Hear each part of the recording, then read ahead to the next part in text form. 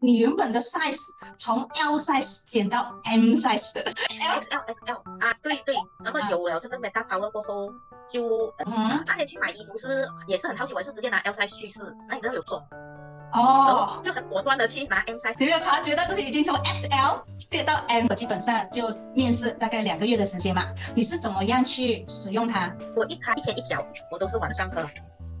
因为我晚上通常是吃了晚饭过后，我就一直坐着。然后Meta Power 的那一个精油就是这一支我非常喜欢。我是早上空腹3滴，放个水，做那个呼吸法，然后喝下去。也是中午吃了饭过后也是这样，然后晚上睡前也是这样，我就拿来涂抹，比较涂抹我的腹部，因为我腹部比较容易，所以我就拿来涂腹部，还有我的大腿。现在裤子也比较松了，就是可以穿了有点要掉的感觉。